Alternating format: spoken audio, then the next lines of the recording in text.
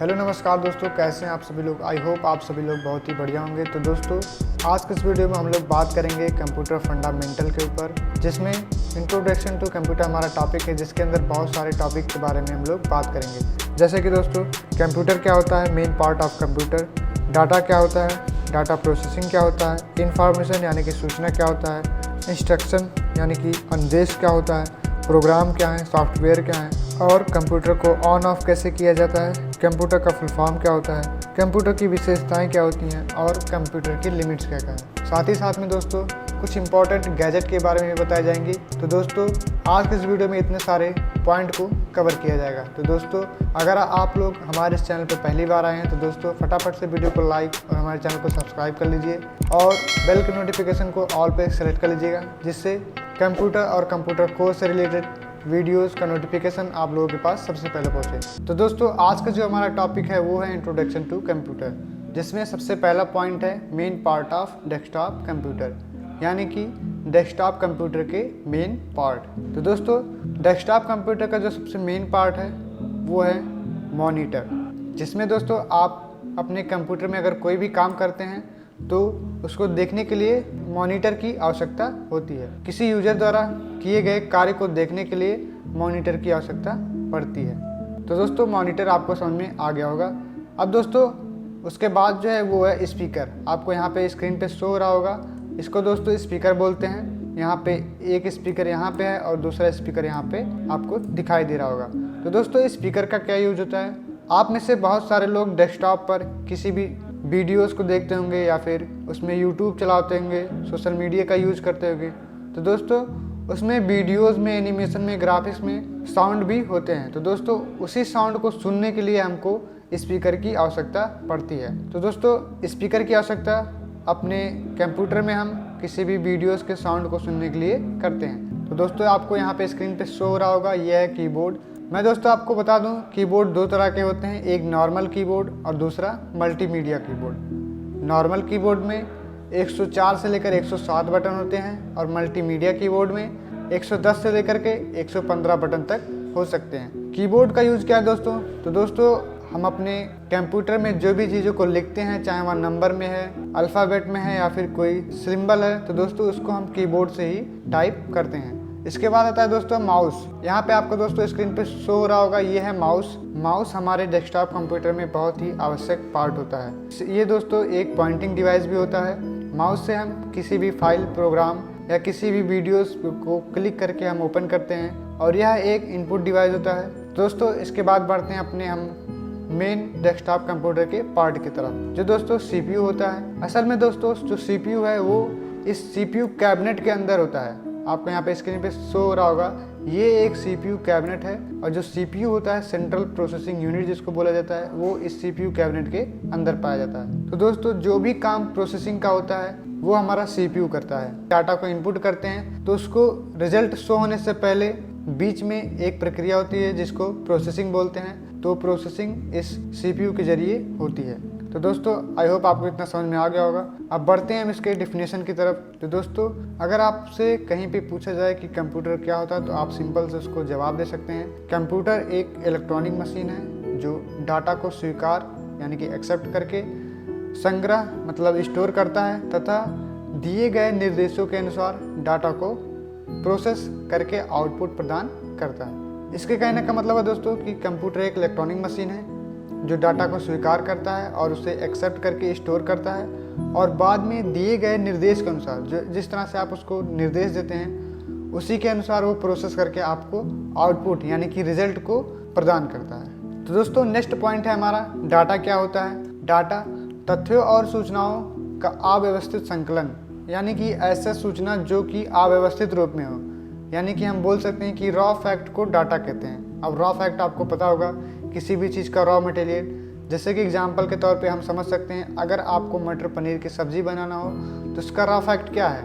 मटर पनीर बनाने में जो जो चीज़ों की आवश्यकता होती है वह मटर पनीर का रॉ फैक्ट होता है, जैसे कि सफल मटर हो गया, ऑयल हो गया और वेजिटेबल हो गया, उसमें जो भी चीज़ पड़ती हैं ये सब क्या हो गई, मटर पनीर सब्जी की रॉ फैक्ट हो गई। अब दोस्तों अब हम बढ़ते हैं कि डाटा कितने प्रकार के होते हैं। तो दोस्तों यहाँ पे डाटा को दो भागों में विभाजित किया गया है। सबसे पहला संख्यात्मक डाटा, जिसको न्यूमेरिकल डाटा भी बोला जाता है। यह अंकों से बना डाटा है जिसमें 0, 1, 2, .9 तक अंक का प्रयोग किया जाता है। इस तरह के डाटा में हम अंकगणितीय क्रियाएं कर सकते हैं, जैसे विद्यार्थी का प्राप्तांक, कर्मचारी का वेतन आदि। संख्यात्मक डाटा जिसमें 0 से लेकर 9 तक अंक होते हैं, जिस डाटा से हम अंकगणितीय क्रियाएं कर सकते हैं उसको संख्यात्मक डाटा बोलते हैं। जैसे कि यहाँ पे एग्जाम्पल दिया गया है, विद्यार्थियों का प्राप्तांक, कर्मचारियों का वेतन आदि। उसके बाद दोस्तों हमारा दूसरा आता है चिन्हात्मक डाटा। कैसा डाटा? चिन्हात्मक डाटा, जिसको इंग्लिश में अल्फा न्यूमेरिक डाटा भी बोलते हैं। इसमें अक्षरों,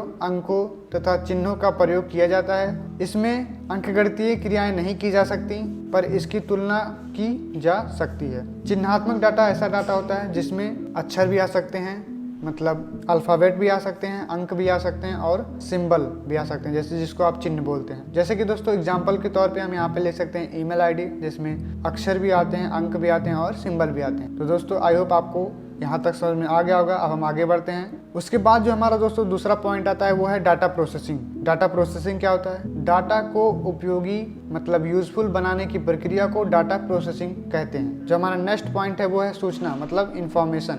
डाटा का उपयोगिता के आधार पर किए गए प्रोसेस के बाद प्राप्त आउटपुट को इंफॉर्मेशन कहते हैं। हमने आपको एग्जाम्पल बताया था कि जब हम मटर पनीर सब्जी को बनाते हैं तो जो मटर पनीर में जो भी चीज़ें यूज़ हो रही हैं उसको डाटा कहते हैं, और मटर पनीर बनाने की प्रक्रिया को डाटा प्रोसेसिंग समझेंगे।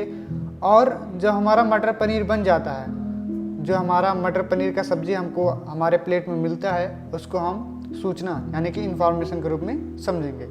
तो दोस्तों बढ़ते हैं अपने हम नेक्स्ट पॉइंट की तरफ। यहाँ पे दोस्तों हमारा नेक्स्ट पॉइंट आता है अनुदेश, जिसको इंस्ट्रक्शन बोलते हैं इंग्लिश में। ठीक है, तो दोस्तों अब समझते हैं कि अनुदेश क्या होता है, इंस्ट्रक्शन क्या होता है। तो यहाँ पे लिखा गया है कंप्यूटर को कार्य करने के लिए दिए गए आदेशों मतलब कमांड, जिसको कमांड बोलते हैं हम इंग्लिश में। कंप्यूटर को कार्य करने के लिए दिए गए आदेशों को इंस्ट्रक्शन कहा जाता है। कंप्यूटर को जो भी हम कमांड देते हैं उसी को क्या बोलते हैं? इंस्ट्रक्शन बोलते हैं। ठीक है, उसके बाद दोस्तों हमारा जो नेक्स्ट पॉइंट है वो है प्रोग्राम। प्रोग्राम क्या होता है? तो दोस्तों यहाँ पे समझेंगे कंप्यूटर को दिए जाने वाले अनुदेशों मतलब कंप्यूटर को जो भी इंस्ट्रक्शंस दिए जाते हैं उसी के समूह को प्रोग्राम बोला जाता है। प्रोग्राम क्या होता है एक बार और समझ लीजिए। कंप्यूटर को दिए जाने वाले अनुदेशों इंस्ट्रक्शंस के समूह को प्रोग्राम कहा जाता है। इसके बाद दोस्तों हमारा जो नेक्स्ट पॉइंट आता है वो है सॉफ्टवेयर, यानी कि सॉफ्टवेयर क्या होता है। अब हम दोस्तों समझेंगे कि सॉफ्टवेयर क्या होता है। प्रोग्राम्स के ग्रुप को जो कंप्यूटर के विभिन्न कार्यों के सफल प्रोसेस के लिए उत्तरदायी होते हैं उन्हें सॉफ्टवेयर कहते हैं। मतलब दोस्तों इसका क्या है कि जो भी प्रोग्राम्स हैं उनके ग्रुप को जो कंप्यूटर में विभिन्न कार्यों, जो हमारे कंप्यूटर में जो काम होते हैं उनके सफल प्रोसेस के, उन सभी कामों के जो उत्तरदायी होते हैं उन्हीं को सॉफ्टवेयर कहते हैं। ठीक है, समझ में आ गया? यानी कि हम इसको बोल सकते हैं हमारे जो भी प्रोग्राम के समूह को हम सॉफ्टवेयर बोलते हैं। यहाँ पे जो हमारा नेक्स्ट पॉइंट है वो कंप्यूटर को ऑन करना। तो चलिए दोस्तों यहाँ पे हम आपको बता देते हैं कि कंप्यूटर को ऑन कैसे किया जाता है। तो दोस्तों कंप्यूटर ऑन करने के लिए पावर केबल को पावर बोर्ड में लगाकर पावर स्विच ऑन कर लेते हैं, और यदि यूपीएस लगा हो तो उसे ऑन कर लेते हैं। इसके बाद सीपीयू में पावर स्विच प्रेस करते हैं जिससे कंप्यूटर ऑन होने लगता है और कुछ समय में ऑन होकर डेस्कटॉप शो होने लगता है।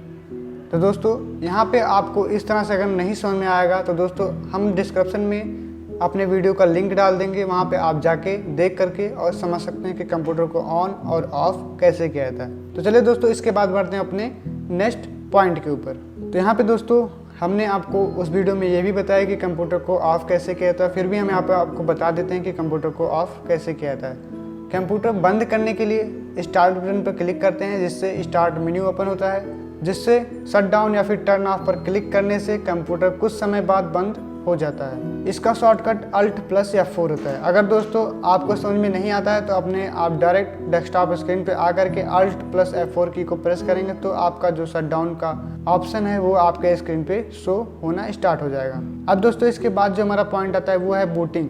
अब दोस्तों यहाँ पे समझेंगे कि बूटिंग क्या होता है। तो दोस्तों कंप्यूटर ऑन करने की प्रक्रिया को बूटिंग कहते हैं, मतलब कंप्यूटर ऑन करने की प्रक्रिया को बूटिंग कहते हैं। तो दोस्तों बूटिंग दो प्रकार के होते हैं, सबसे पहला कोल्ड बूटिंग और दूसरा वार्म बूटिंग। तो दोस्तों अब जानेंगे कि कोल्ड बूटिंग क्या होता है।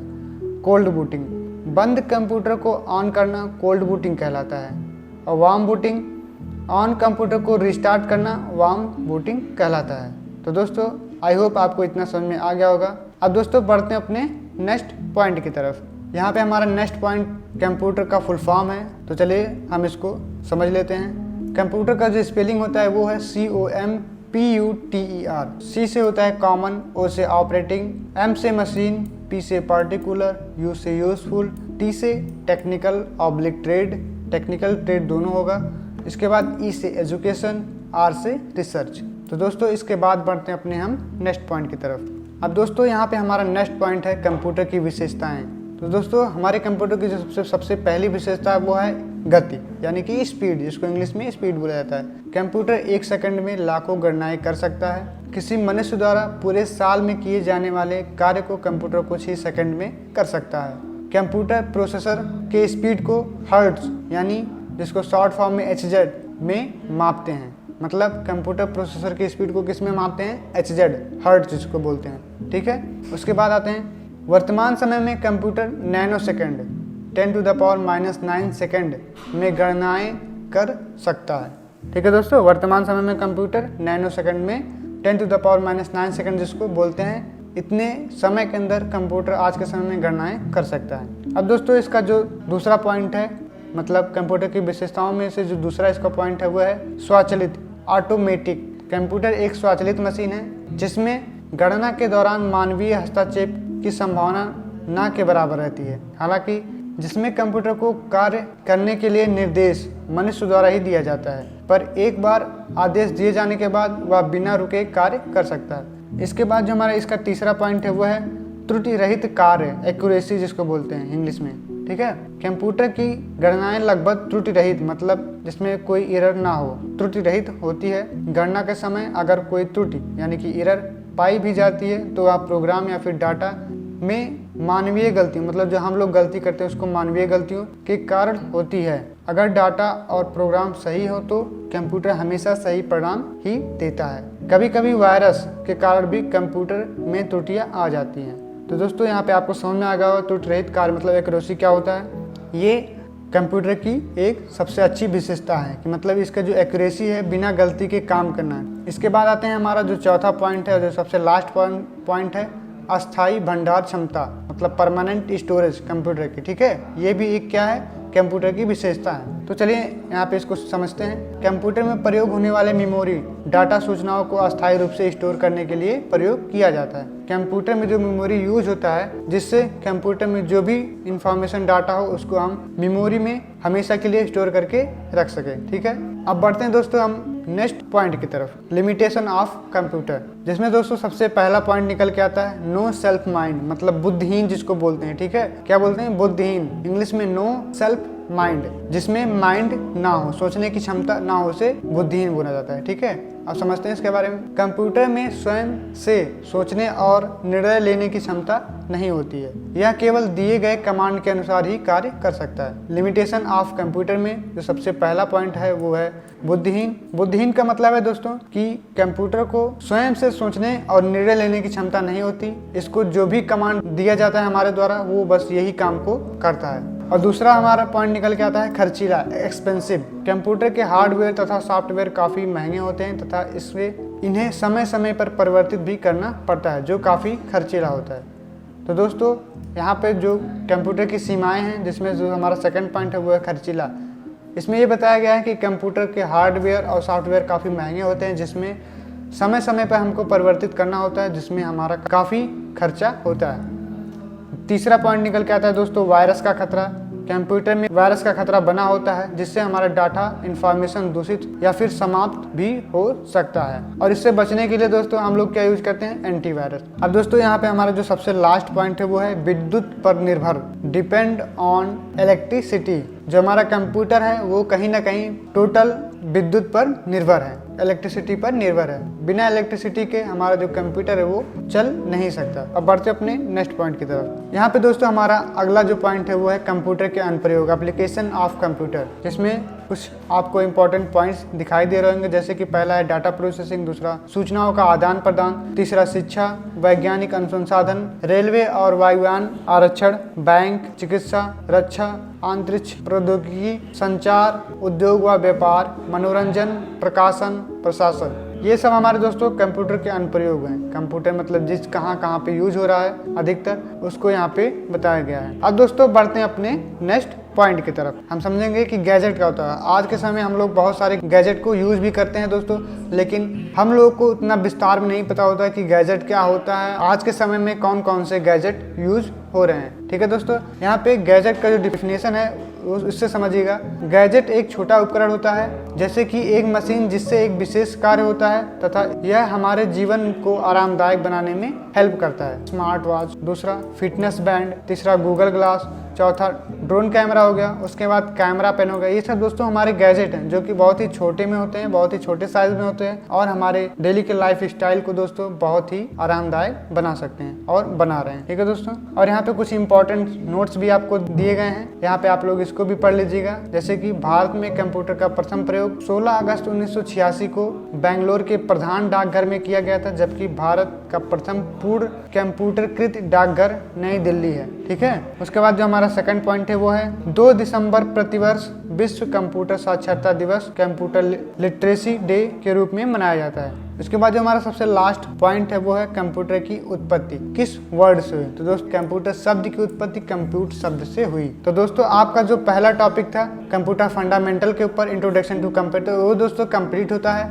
आप लोग इसको अच्छे से रिवीजन कर लीजिएगा दोस्तों, नोट्स बना करके अपने कॉपी में इसको नोट कर लीजिएगा। और दोस्तों आपका जो पहला टॉपिक था इंट्रोडक्शन टू कंप्यूटर का वो यहाँ पे कंप्लीट हो चुका है। अगर आप लोग इस कंप्यूटर फंडामेंटल की प्रक्रिया को आगे और भी पढ़ाना चाहते हैं तो दोस्तों नीचे कमेंट में ज़रूर कमेंट करिएगा कि आपको ये वीडियो कैसा लगा, जिससे दोस्तों हमको भी थोड़ा सा मोटिवेशन मिले और हम भी इससे और बेटर कुछ आपको बताने की कोशिश करें। तो चलिए दोस्तों आज के लिए बस इतना ही, बाकी मिलते हैं किसी नेक्स्ट वीडियो में। तब तक के लिए जय हिंद, जय भारत।